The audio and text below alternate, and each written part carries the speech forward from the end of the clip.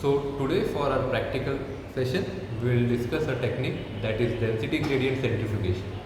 So as we have discussed earlier for separation of biomolecules, so this is also a technique by which we can separate out biomolecules. But the basis of the separation is density. So as you can make it from the name, density gradient centrifugation. So it will be a centrifugation technique that we will use, and the separation will be based on density.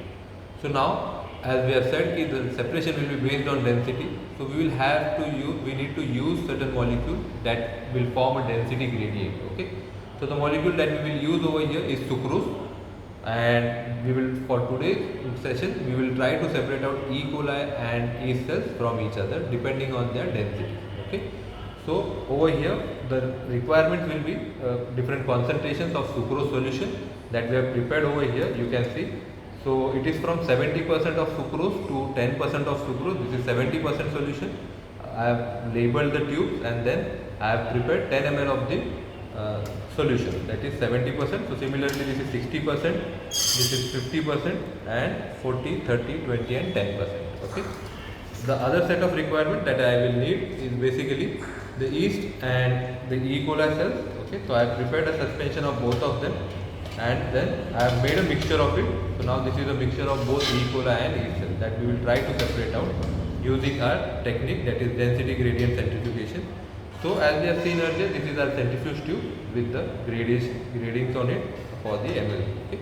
So now what we will do is we will start adding the sucrose solutions from higher concentration to lower concentration. So first we will add 70% of sucrose and we will move on to 70, 60 and all. Okay. So that will form a layer of different density of sucrose solution.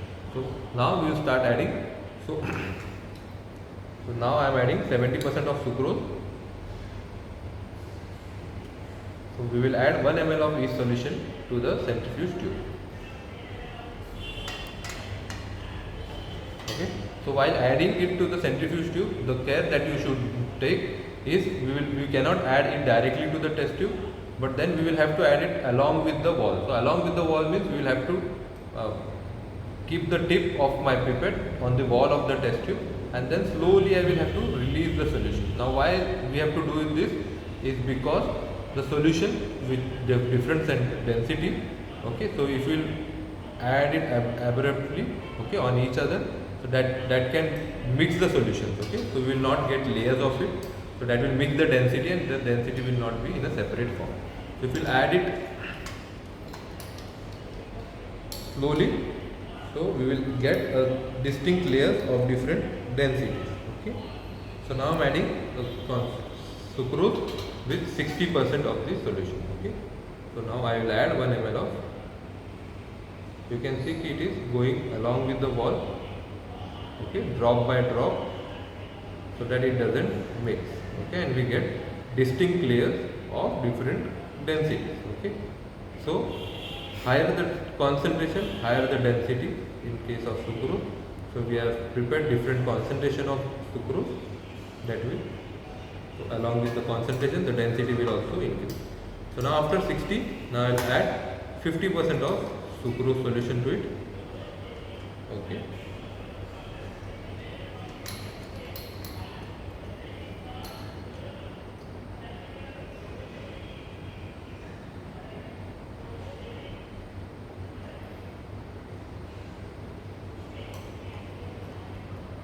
Again I will add it along with the wall, drop by drop, slowly, so that it doesn't mix. Okay. It may take some time, but then you will have to take care that even though it takes time, you will have to do it patiently so that the layers doesn't mix. Okay. So now I have added 50%. Similarly, I will add 40% of the solution.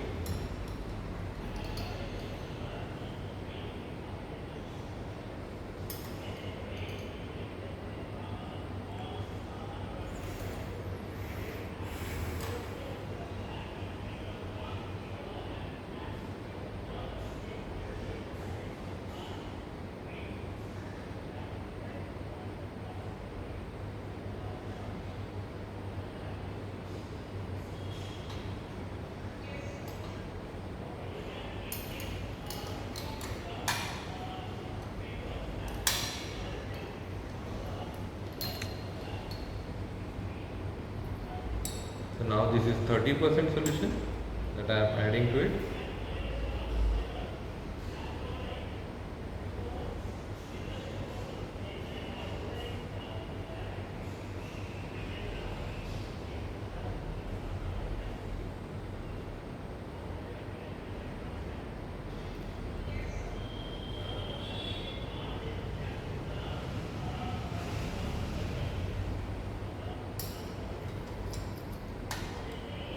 Now 20% solution, I am adding 1 ml of each solution. Okay.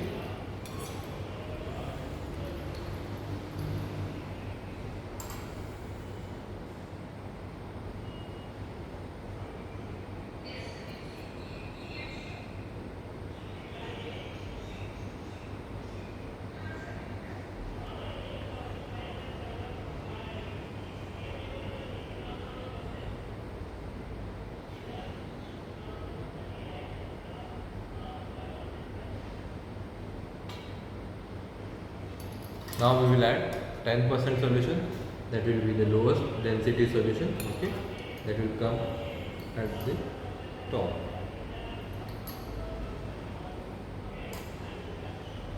We'll add 1 ml of it.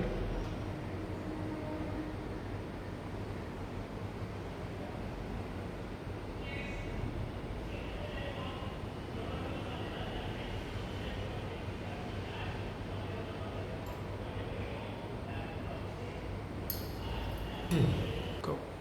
Okay, so now our centrifuge tube with the gradient of sucrose concentration is being prepared. So similarly, I have prepared another tube. Okay, as we will be working with centrifuge, and we know if we want the balance, we have to balance the weight. Okay, so I have made another tube that we will use it for balancing. Okay, but then that will also contain the gradient of sucrose. Okay, so now this is my mix of E. coli and yeast cells that I will add. So that will be 0.5 ml to this solution. Okay.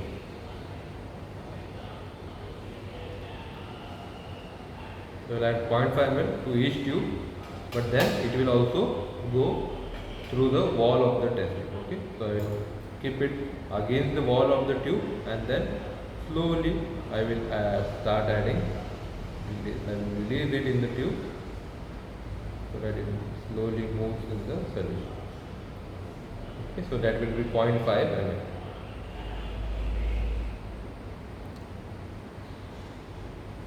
So now I have added 0.5 ml of the mix to tube A. Now I am adding it to tube B. Okay.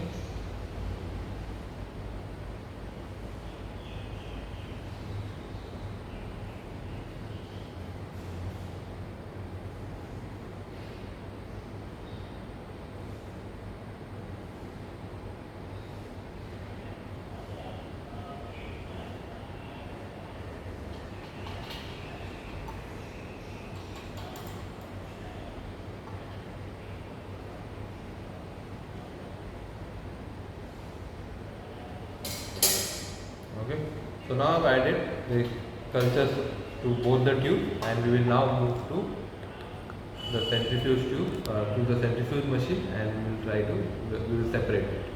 Go. So now we are at our centrifuge machine that we will use for separation of those cells. Okay, so if you closely look at this tube, you can see that there is a sucrose solution that is here below. Okay, that will be from higher concentration to higher density to lower density, and then the cell suspension that we have added to it is there on the uppermost layer, if you can see it. Okay, if it is visible to you. So similarly, it is there also in tube 2. So both the tube have this cell suspension above our sucrose solution. So now the RPM will be like 3000 RPM for 10 minutes. So I will open my centrifuge, and then what I will do is I will place my tube in the tester. It will be opposite to each other. Okay, so that the weights are balanced on each side. Okay. So now I will close my centrifuge, and we will start the